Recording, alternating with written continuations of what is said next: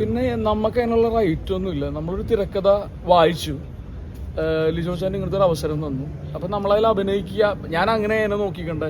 ആ സിനിമ ഏത് പ്ലാറ്റ്ഫോമിൽ വരുമെന്നോ തിയേറ്ററിൽ വരുമെന്നോ അതൊന്നും നമ്മൾ ആലോചിക്കേണ്ട കാര്യമില്ലല്ലോ. എനിക്ക് ഈ തിരക്കഥയിൽ ഈ ഒരു വേഷം അദ്ദേഹം തന്നു, ഞാൻ സൂപ്പർ ഹാപ്പിയാണ്. ഞാൻ ആ സിനിമ ചെയ്തു.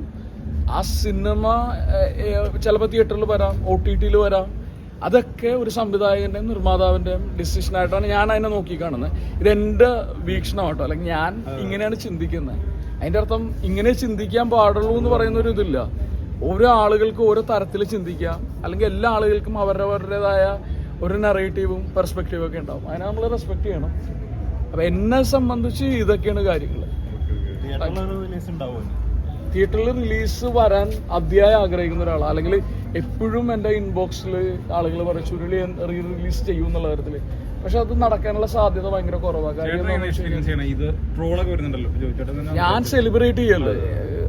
ഒരു നടനെ സംബന്ധിച്ച് ഇപ്പൊ ഒരു വലിയ ബ്ലെസ്സിങ് അല്ലേ. നമ്മളൊരു സിനിമ ഇത്ര വർഷം മുമ്പ് ഒരു സിനിമ ചെയ്തു.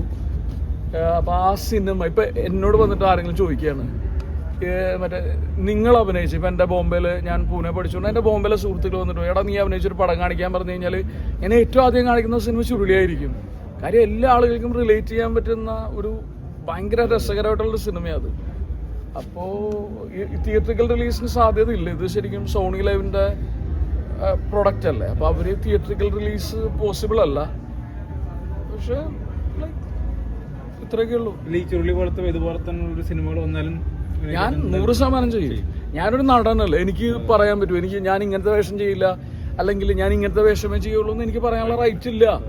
എനിക്ക് അങ്ങനെ ഒരു മോറൽ സ്റ്റാൻഡ് എടുക്കാൻ പറ്റില്ല. പിന്നെ എനിക്ക് എവിടെയും നന്മയുള്ള കഥാപാത്രങ്ങൾ എനിക്ക് കട്ട ബോറടിയാണ്.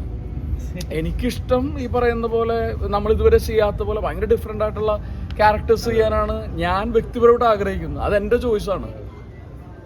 പണ്ട് പറഞ്ഞിരുന്നല്ലോ നെഗ്നായി അഭിനയിക്കാൻ ഞാൻ റെഡിയാണെന്നില്ലേ. ആര് പറഞ്ഞു? ചേട്ടൻ പണ്ട് പറഞ്ഞിരുന്നു. അല്ല അതല്ല ഞാൻ പറഞ്ഞ, ഞാൻ അത് കൊണ്ട് ഉദ്ദേശിച്ച എനിക്കൊന്ന് കാറും കൊണ്ട് ആൾ പോയി തോന്നുന്നുണ്ടോ ഇവിടെ? വണ്ടി വന്നോ? Okay okay okay okay. അപ്പൊ അങ്ങനെയല്ല ഞാൻ പറയുന്നു. ഇപ്പൊ നമുക്കൊരു ഗംഭീര കഥാപാത്രം കിട്ടുകയാണ്, ഇങ്ങനൊരു ഡിമാൻഡായിട്ട് വന്നു കഴിഞ്ഞാൽ ഞാനത് ചെയ്യും.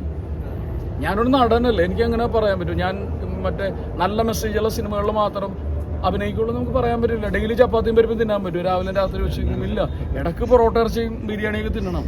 ഞാൻ അങ്ങനെയാണ് എന്നെ നോക്കി കാണുന്നത്. ഫിലിം മേക്കേഴ്സ് ഒക്കെ നോക്കി കാണുന്ന ഒരു കാര്യം എന്ന് വെച്ച് കഴിഞ്ഞാൽ ഇത് വിവാദം ഉണ്ടാക്കിയത് ചുരുളി പോലത്തുള്ളൊരു ബ്രില്യന്റ് ഒരു സിനിമ ആയതുകൊണ്ടാണ് ഇത്രയും വിവാദമായിരിക്കുന്നത്. അപ്പൊ 100% ഇത് ഈ ചുരുളി എന്ന് പറയുന്ന സിനിമ ഒരുപാട് സബ്ജക്റ്റ് ആക്കുന്നുണ്ട് കുറെ ഫിലിം മേക്കേഴ്സ്. അപ്പൊ അതിൽ തന്നെ ഉള്ള ക്യാരക്ടേഴ്സ് തന്നെയാണ് ഇതിനെ പറ്റിയിട്ട് വിവാദമാക്കുന്നത്. അപ്പൊ ഈ ഫിലിം മേക്കേഴ്സ് ഈ പറഞ്ഞ ഇനി വരാനുള്ള ഫിലിം മേക്കേഴ്സ് ആയിക്കോട്ടെ, നടന്മാരായിക്കോട്ടെ, ഇവരോടൊക്കെ എന്താണ് ചേട്ടൻ പറയാനുള്ളത്? അതിനകത്ത് അഭിനയിച്ചെന്നുള്ളൊരു നടൻ ഒരു ആർട്ട് എന്ന് പറയുന്ന ഒരു പരിപാടി ഉണ്ടല്ലോ. ഞാൻ ഇപ്പൊ ഏതോ ഒരു ചാനൽ ഭയങ്കര തെറ്റായ രീതിയിൽ കൊടുത്തിട്ടുണ്ട്.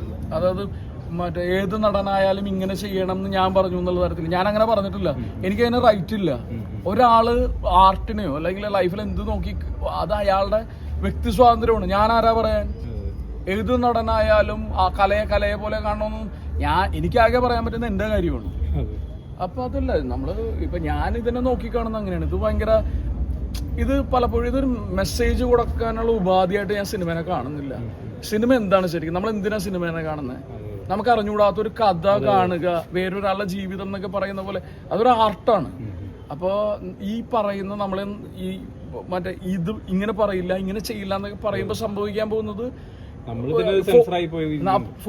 തന്നെ ഇത് ചെയ്തിട്ടുണ്ടെങ്കിൽ ഇതൊരു ഫോർമുല സിനിമകൾ മാത്രം ഉണ്ടാവും. പിന്നെ നമ്മളുടെ ഇൻഡസ്ട്രി കോണ്ടന്റ് ഡ്രിവൺ പരിപാടികളാണ്. നമ്മൾ പുതിയ കോണ്ടന്റ് ആയിട്ട് വരണം അല്ലേ? എല്ലാ ആളുകളും ഇങ്ങനെ റിസർവേഷൻസ് വെച്ചിട്ട് നമ്മൾ അത് ചെയ്യും ഇത് ചെയ്യും എന്ന് പറയുന്ന അതിന്റെ. അപ്പോ അതൊക്കെയാണ് കാര്യം.